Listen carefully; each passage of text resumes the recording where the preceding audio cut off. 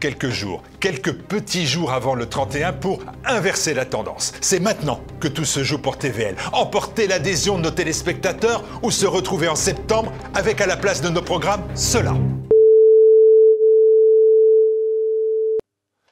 Notre modèle économique, garant de notre liberté, est difficile et exigeant parce que sans votre aide à tous, tout s'arrête. Mais tout cela ne peut pas s'arrêter, c'est notre certitude et j'espère que c'est aussi la vôtre. Alors, aidez TVL, mobilisez-vous, mobilisez vos proches, aidez TVL parce que forcément, la liberté a un prix.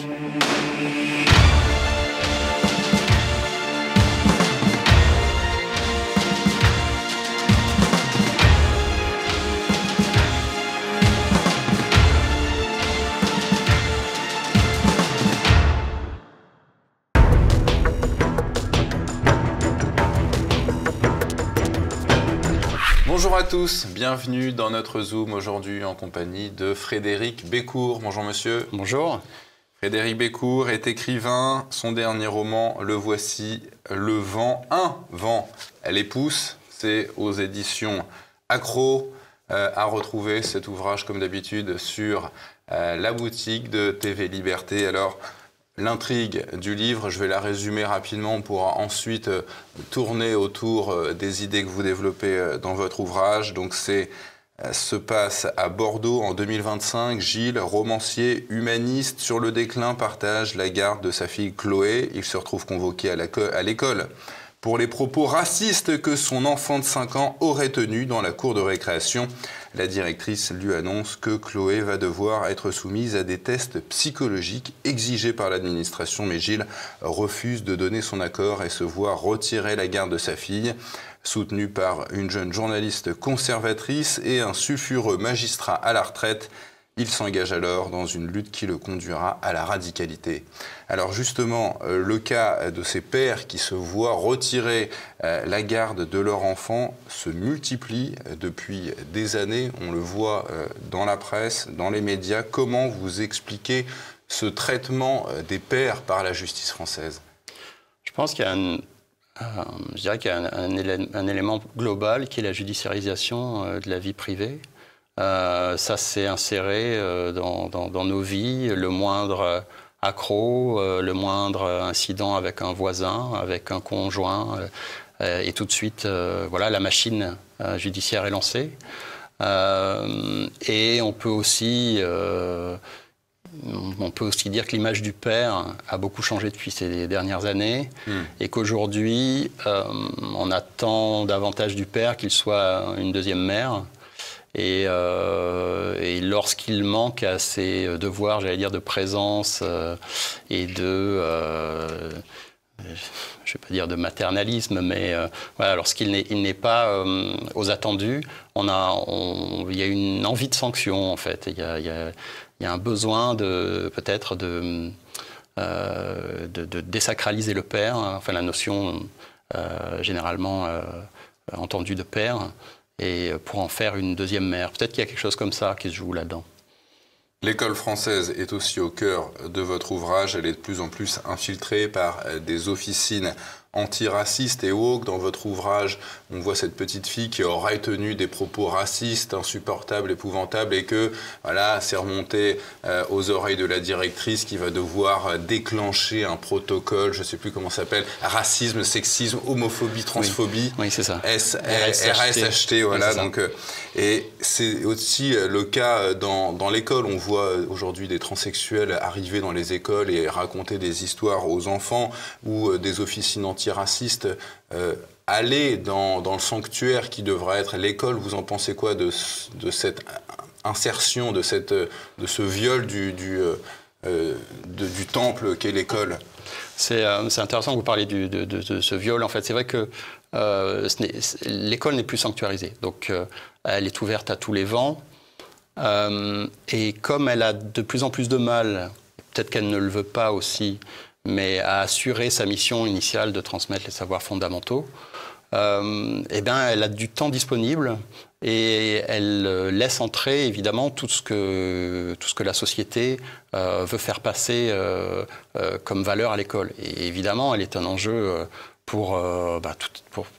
toutes les influences politiques qui veulent s'exercer.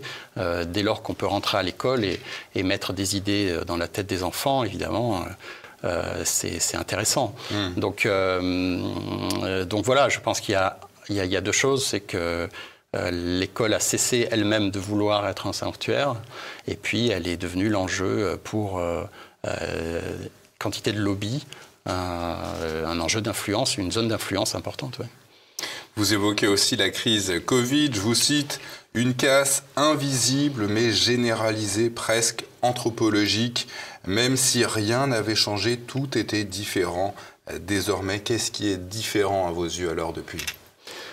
C'est vrai que tout le monde est revenu à sa vie d'après. On a fait comme si on avait tous oublié le Covid, mais il me semble on peut voir autour de nous encore qu'il reste des traces. Et en plus, c'est ce que vous dites, cette volonté d'amnésie, quoi. Oui, c'est ça. On l'a oublié, mais comme par hasard, on ne se serre plus la main. Un homme qui croise une femme dans la rue ou qu'il connaît ne va pas spontanément aller vers elle pour lui faire une bise. Tout ça, ce sont des gestes qu'on a tranquillement, sans s'en apercevoir, qu'on a retirés de notre vie quotidienne et pour ne plus les remettre. Et on voit, dès que quelqu'un maintenant a un rhume, il ne veut pas contaminer ses collègues de travail ou sa famille, donc il va mettre un masque. On ne l'aurait jamais fait avant. On était enrhumé, on disait excusez-moi, voilà. On se toussait dans son coude et voilà. Mais maintenant, on a acquis des réflexes. Et en plus, au-delà de ça, il y a un repli. Il y a un repli sur soi quasi général qui est voilà, les périodes de confinement, on fait de la casse, en effet. Les gens se sont éloignés les uns des autres. Et il y a en fait une perte de relations humaines quotidiennes que l'on peut percevoir tous les jours quand on sort de chez soi, quoi. Ce monde d'avant n'est plus le même aujourd'hui. Notre monde a changé. C'est vrai que la majorité des gens ne veulent pas s'en rendre compte, ne veulent pas le voir. C'est une espèce d'apathie intellectuelle dans la société. Vous l'expliquez comment cela ? Alors, au-delà du Covid, c'est vrai que la technologie joue beaucoup. Donc, avec les portables, évidemment, avec Internet, tout le monde a tendance à s'isoler et à devenir insensible au sort de ses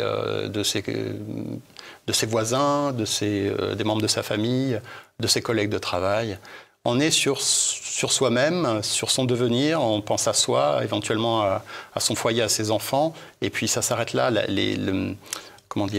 Le champ social s'est rétréci. La bulle sociale qui avant pouvait comprendre autour d'un individu peut-être de 20 à 50 personnes qui socialement représentaient son groupe.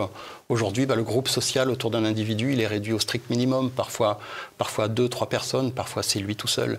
Et ça, c'est un élément de l'époque, c'est-à-dire une atomisation finalement des individus. Vous racontez aussi dans votre roman comment votre héros il est un ancien professeur mis en disponibilité de l'Éducation nationale pour devenir romancier, comment il a dû exalter les valeurs de la République après l'attentat de Charlie. Vous écrivez ceci: il fallait alors se proclamer Charlie ou rejoindre le clan des barbares. Comment vous percevez ces injonctions du pouvoir à choisir absolument son camp toujours ? Oui, de manière générale, il faut réduire le libre arbitre au strict minimum. C'est aujourd'hui une tendance de fond. Le libre arbitre coûte cher, il est imprévisible, donc on essaye de le réduire au maximum. Mais évidemment, aujourd'hui, il faut très rapidement se positionner dès lors qu'un événement survient. Et il faut se positionner dans le bon camp. Il ne faut pas trop hésiter, il ne faut pas trop réfléchir au contexte. Il faut rapidement se positionner. Et si on ne le fait pas, à ce moment-là, l'absence de positionnement vous positionne dans l'autre camp. Donc de toute façon, même si vous ne vous positionnez pas, vous serez positionné quelque part par le groupe. Donc voilà, il faut être Charlie. Il fallait être Charlie parce que si on ne l'était pas, à ce moment-là, on était dans l'autre camp. Il n'y a pas de juste milieu. Aujourd'hui, il n'y a pas de distance il n'y a pas de regard distancié sur les choses. On est de toute façon impliqué, parfois à son corps défendant, mais on est soit dans un camp, soit dans un autre, on ne peut pas être ailleurs. Il faut ignorer le doute, il faut ignorer la pensée complexe, il faut ignorer rien que la question. Oui, c'est pas... il faut admettre, accepter. L'époque admet mal de prendre du recul sur les choses, de pondérer, de les resituer dans leur contexte, éventuellement de peser le pour et le contre. La complexité aujourd'hui, comme le débat, comme l'esprit critique, est un ennemi. Aujourd'hui, il faut aller à la simplicité, à l'automatisme, au synthétique. Donc voilà, c'est le monde dans lequel on vit. Donc j'essaie modestement de rendre compte un peu du monde dans lequel on vit et de donner un peu une photo de la société aujourd'hui. Vous évoquez, oui, la lutte fondamentale pour le droit à la critique, le droit de penser différemment. C'est un petit peu l'ADN de la France, l'esprit cartésien d'analyse des faits et d'une pensée propre. Oui, c'est ça. Logiquement, on est dans un pays qui a toujours questionné le monde, qui a toujours eu une pensée complexe, qui a toujours interrogé le monde. Et aujourd'hui, voilà, on est condamné à suivre des injonctions sociétales qui parfois viennent d'ailleurs, qui parfois nous échappent. Mais voilà, on n'a plus le choix. On est pris dans un mouvement. C'est pour ça que le livre s'appelle « Un vent les pousse ». Ça provient d'une citation d'André Suarez qui dit que les sables humains, en fait, ne savent pas le mal quand ils le font. Simplement, un vent les pousse. Voilà. Et donc, les gens sont censés agir comme s'ils étaient portés par le vent. L'un de vos personnages dit ceci: « Il a fallu apprendre à vivre avec les masques et avec les attaques terroristes. La lâcheté, c'est la seule boussole de nos élites. Ceux qui refusent le fatalisme sont traités d'extrémistes et de complotistes. » Comment vous l'analysez, cette lâcheté des élites, leur fatalisme permanent? Ça, c'est aussi le point de vue d'un personnage. Et ce que j'ai voulu aussi montrer, c'est que mes personnages, en fait, avaient finalement une manière de voir le monde qui, là aussi, était très polarisée. C'est-à-dire que ce personnage est convaincu que les élites le poussent à ce fatalisme. Mais il met un peu les élites un peu tout ensemble dans le même panier. Et ça aussi, c'est un mouvement global que l'on observe. C'est que il y a une simplification aussi dans ce sens-là, de vouloir dire que les élites poussent au fatalisme. Il y a quelque chose comme ça, mais c'est peut-être plus complexe. Mais encore une fois, dans ce roman, j'ai essayé de rassembler un peu des points de vue que l'on entend autour de soi, et celui-là en est un, par exemple, qu'on entend souvent. Vous allez aussi sur le fait que les gens s'entrechoquent les uns les autres dans le conditionnement qui est le leur, oui. Le conditionnement sociologique, politique. C'est ça. Alors, ça rejoint la discussion qu'on a eue sur l'école, c'est-à-dire que l'école ne remplit plus forcément son rôle initial et laisse en fait les jeunes gens à la sortie avec finalement un cerveau disponible et neutre et finalement assez peu marqué. Ils n'ont retenu que très peu de choses de leur parcours scolaire et souvent ils vont être disponibles aux diverses idéologies qu'ils vont fréquenter. Ça va venir des gens qu'ils auront côtoyés, des choses qu'ils auront vues sur Internet. Ils vont rejoindre un groupe idéologique et dans lequel ils vont se forger une opinion. Et après, une fois que cette opinion sera forgée, eh bien, elle va aller s'entrechoquer avec les opinions des autres, mais jamais dans la critique ou dans la discussion ou dans le débat, mais plutôt dans la confrontation. Oui, il faut remporter la discussion, quoi. Il ne faut pas s'élever ensemble, il faut anéantir l'autre. C'est ça, il y a toujours, on connaît le fameux biais de confirmation, donc on va rechercher des avis qui sont les mêmes que les nôtres, qui vont nous fournir des éléments ou des éléments de langage pour pouvoir répondre à tel ou tel sujet, et donc on va répondre de manière automatique lors d'une confrontation, on va recevoir un argument, on va y répondre de manière automatique avec un élément de langage que l'on aura récupéré de divers groupes qu'on aura fréquentés ou sur Internet. Et voilà. Mais la discussion, l'échange, la remise en question, ça c'est plus le cas. Alors justement, vous citez dans votre roman, Frédéric Becourt, les travaux du politologue américain Joseph Overton, qui avait observé l'impact des manipulations médiatiques sur l'évolution de nos sociétés. Est-ce que vous pouvez nous expliquer comment ça marche? Qu'est-ce qu'il a démontré, Overton? Oui, alors c'est maintenant relativement connu, mais c'est vrai que Overton a démontré que pour faire avancer des idées, il fallait décaler à chaque fois une fenêtre. Donc, ça s'appelle la fameuse fenêtre d'Overton, c'est-à-dire commencer par évoquer des sujets, des possibilités qui paraissent complètement extrêmes, voire absurdes, pour faire avancer petit à petit la société et les médias vers des positions intermédiaires qu'ils jugeraient davantage acceptables. Et donc ça a été fait à différentes époques, et on le voit aujourd'hui, c'est couramment à l'œuvre. On va dire des énormités volontiers sur tel ou tel sujet, l'écologie ou autre, et pour essayer de faire avancer un petit peu le champ du débat dans son sens, pour qu'une position un peu moins absurde, un peu moins extrême, paraisse comme raisonnable. Oui. Le meilleur ami de votre héros est un personnage rondouillard, sympathique, il a un rapport particulier à la vie, il dit... il en parle de la vie comme d'un truc loufoque, grossier et pas très profond finalement. Qu'est-ce que ça vous évoque, ce rapport à la vie qu'il a, lui? Il est intéressant parce que c'est un personnage qui vit un peu comme si le monde n'avait pas changé depuis ces 20-30 dernières années. Pourquoi? Parce qu'il vit en province, il vit... C'est un bourgeois. C'est un petit bourgeois de province. Il travaille dans une grande société, je crois, de l'aéronautique, dans laquelle, finalement, tout le monde progresse. Les augmentations de salaire sont tous les ans répétées. On est assez loin de la compétition économique. Donc les dégâts, si vous voulez, de la crise économique se répercutent assez peu sur ces typologies d'individus. Et donc, en fait, il vit dans des sortes de cocons et il continue à vivre comme il vivait il y a 30 ou 40 ans et à s'imaginer qu'en fait, le monde ne change pas et à se bercer un peu d'illusions. Et ce qu'ils veulent, c'est qu'ils pensent à leur carrière, leur avancement. Ils veulent que leurs enfants aillent comme eux, dans le même type de schéma. Et voilà, ils se coupent là aussi d'une réalité, ils se coupent de la communauté nationale, j'allais dire. Ils ne voient plus forcément leurs compatriotes qui sont dans la détresse. Ils passent à côté sans vraiment les voir. Donc ça aussi, c'est un des dégâts de l'époque. Le Covid n'a certainement pas aidé. Votre référentiel, je vous cite, est coincé. Alors c'est un personnage qui s'adresse à un autre. Il dit ceci: votre référentiel est coincé au XXe siècle.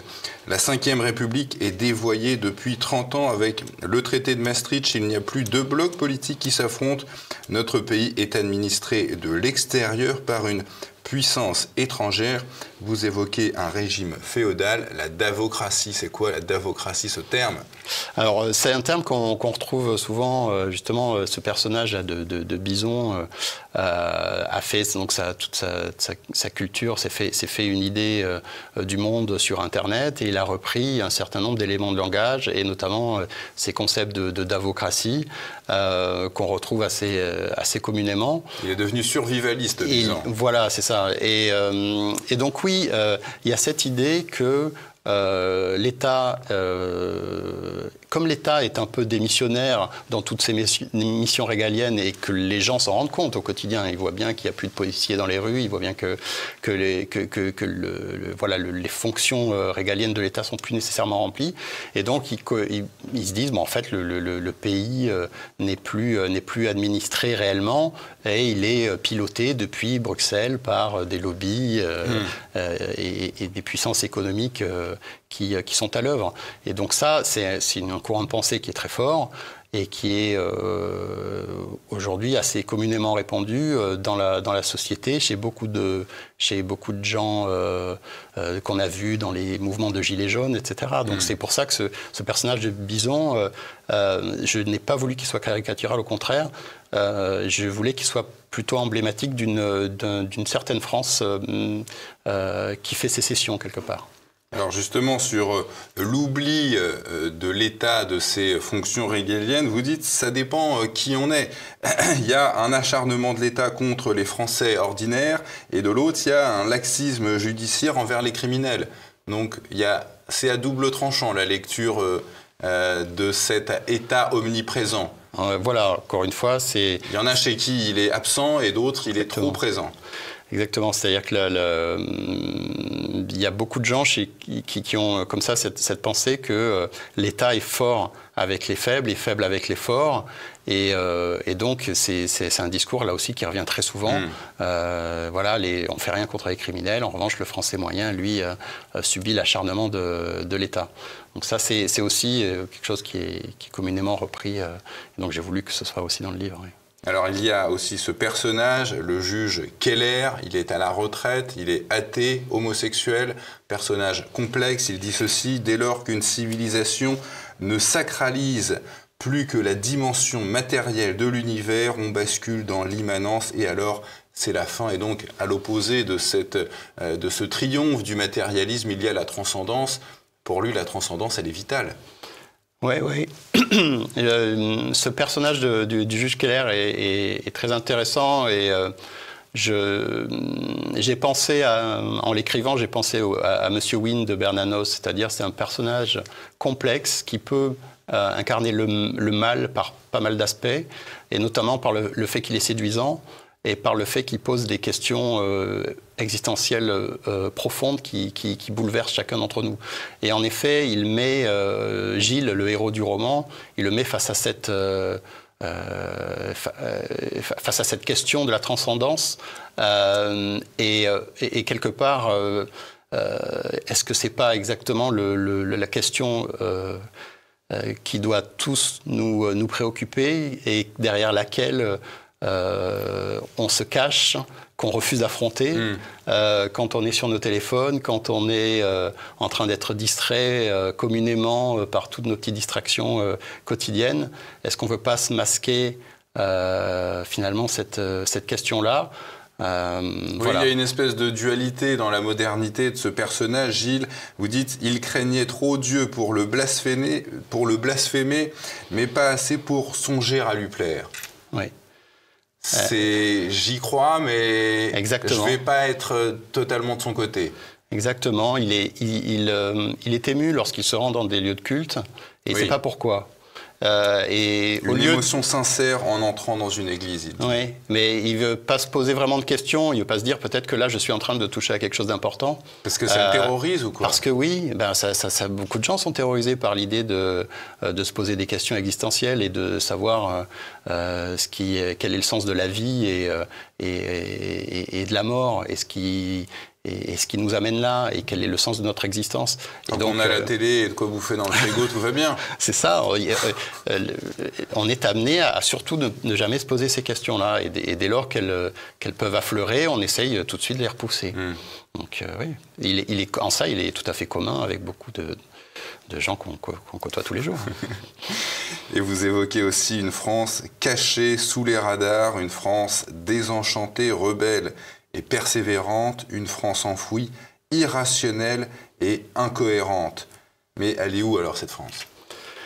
C'est quoi cette France que vous décrivez? C'est une France qui est en dessous des radars, à laquelle on s'intéresse peu ou pas. Que lorsqu'il y a des faits divers ou lorsqu'elle se met à occuper des ronds-points, mais la plupart du temps, elle n'intéresse personne. Et elle cherche, elle est en demande en fait.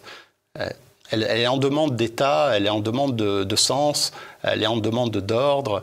Et en fait, elle n'a rien de tout ça, donc elle s'organise. Et parfois, de manière totalement, comme dans le livre, totalement, j'allais dire, farfelue et même dangereuse.